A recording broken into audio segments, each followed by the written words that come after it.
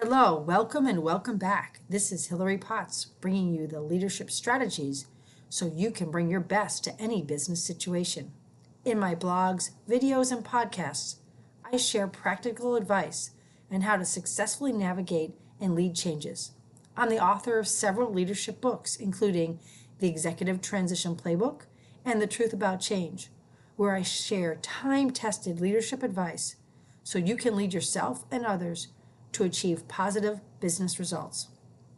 What I know about the decades of working with leaders across the globe is that when leaders show up with the intention and presence to lead, they find it easier to get others engaged and on board to go beyond the results they thought were possible. Today, we're going to discuss how a busy leader or an executive like yourself can find a way to stay on top of key initiatives when it feels like there's not enough time in the day. There's a famous quote, if you want something done, well, ask a busy person to do that. I want to share with how you, as the busy person, can be effective and efficient in staying connected and engaged. I call this the visibility matrix, which is a way for you to check in without getting too bogged down into the details while you continue to tap into what's going on so that you can shape the solution. It's a way to be involved using very short, quick touch points. Unfortunately, what I tend to hear from leaders are that there are several challenges to their staying connected. First, there's not enough time to connect. The calendar is overflowing. We're double booked, we're juggling our schedules and jumping from meeting to meeting.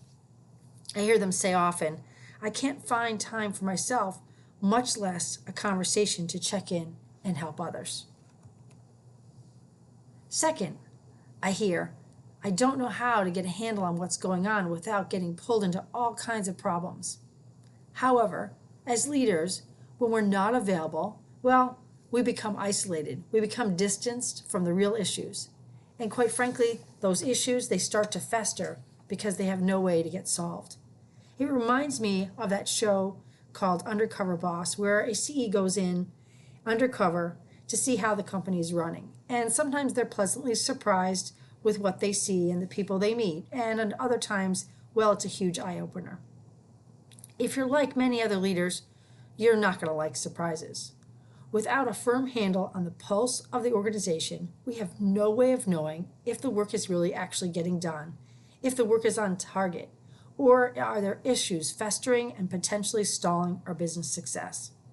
Without those valuable conversations and input from you, people are left to figure it out for themselves. When we aren't engaged, we are really not able to give the input, nor are our colleagues able to get the information to accelerate the very changes that we're trying to make to enhance our business results. We can't afford our colleagues to perform the work only to find out later from us that they were moving in the wrong direction and, well, they have to start again. The third challenge that I hear a lot is, are my messages really getting cascaded? And all too often I find that leaders want to announce something and then assume that their direct reports and other managers are carrying the messages into the organization. Well, folks, if you don't have time to connect with people and you aren't in the loop, how will you really know if those messages and the information that you're conveying are properly being cascaded? Too often, messages are misconstrued as they trickle down into the organization. It's like that old game children play around the summer campfire, where a story is conveyed and whispered from ear to ear as it goes around the campfire, only to come out with some silly story at the end. Well, we can't afford our direction to be misinterpreted or ignored. We can't afford for our story to be off target. Without getting involved, we are leaving strategic business moves to chance. So what is the solution? Well, what we do and say and how we're engaged and visible tends to have a profound effect and impact on what others do.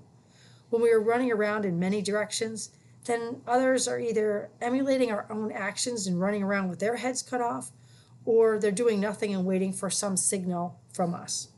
Just because we communicated a course of action and then step away, we can't assume that people are jumping in on that new request. It reminds me of this executive I was working with who was making many business changes and that he knew weren't going to be very easy for their organization. He himself was very busy and he was trying to pull together the strategy and the day-to-day business pieces. It was a critical time where making the monthly business revenue was crucial, while implementing strategic initiatives were very important to pave the way to drive future growth. And he was really struggling to stay on top of it all, to understand what was really going on. So we talked about a couple approaches he could use that would be really helpful, that he could fit into his schedule without taking up any more time. First, and this is going to really sound obvious, is how are you managing the calendar? That's a real conversation that the two of us had, and shifting from the belief that the meeting appointments need to be certain blocks of time. When meetings are placed in our calendar, they tend to take on the same level of importance. And we talked about how not every meeting is the same level of importance, nor needs the same block of time. So what he started to do was take a look at his calendar and start managing it better. He looked at it on a weekly basis and the day ahead to see if he could carve out 5, 10, even 15 minutes of time where he could get some time back. So finding those small blocks of time was allowing him to get the space to get out and get connected. So he did 3 things. One, he started shortening his appointments and refocusing the conversations so that they could be shorter time frames. Second, he started to actually get up earlier, and he actually started to go to bed earlier. And by taking 10 or 15 minutes, he was able to actually start to carve out more time for him to plan and reflect and even get a short workout in.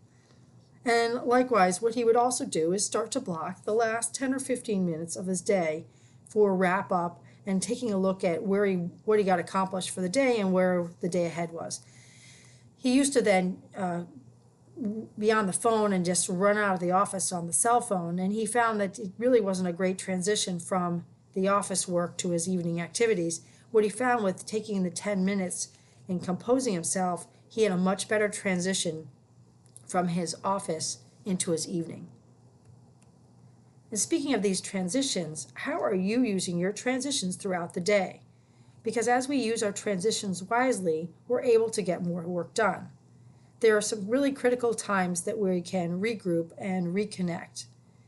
And not to get personal, but one of the things that we did talk about, this executive and I, were how he was using his trips to and from the restroom, and how is he using those trips to get a cup of coffee or even a glass of water or to and from lunch.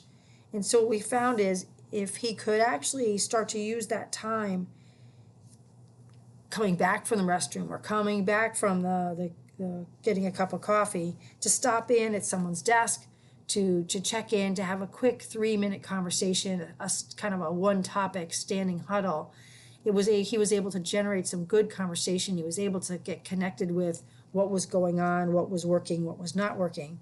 And it really helped him start to use those transitions. In addition to that, he also thought about getting to meetings 5 minutes early and even actually ending his meetings 5 or 10 minutes early so that he had that time that he could connect with people before and after the meeting, that he picked up actually 2 conversations with each meeting he had. If you want to take it a step further, then take your discussions for a walk. Ask a colleague to take a walk and talk. You get a chance to step out, stretch your legs, get some fresh air. There's nothing like a brisk walk with a colleague as you cover off some business.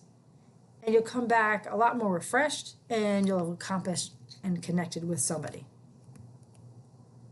Now, some of you might be saying, look, I don't work in an office. I have a virtual business, and I'm not really face-to-face with my colleagues. So really, how do I make this visibility matrix work?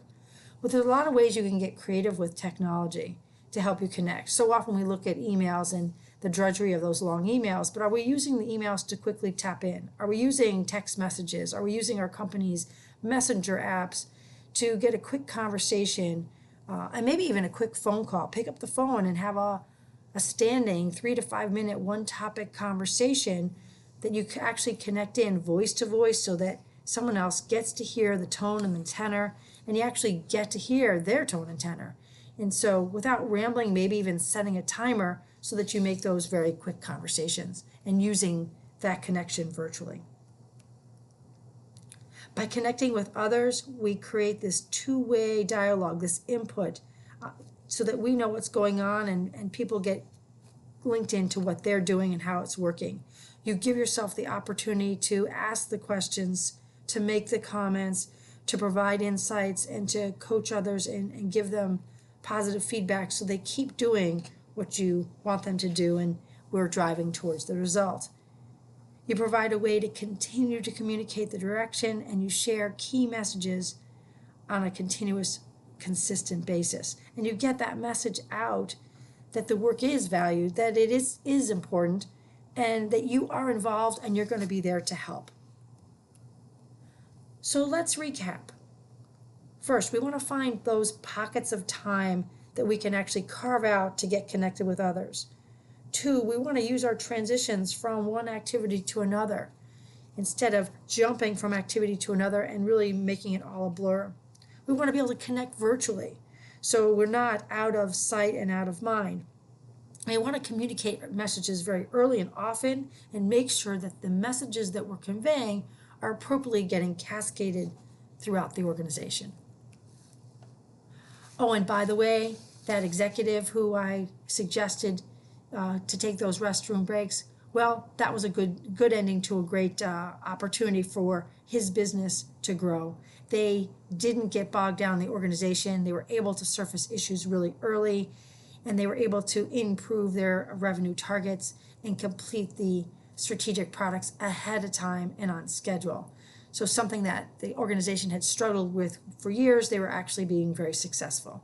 Now, I'm not saying that the executive's visibility matrix was the sole answer, but it certainly helped to surface the issues early, and they were able to create a dialogue and actually create actions to move them ahead faster.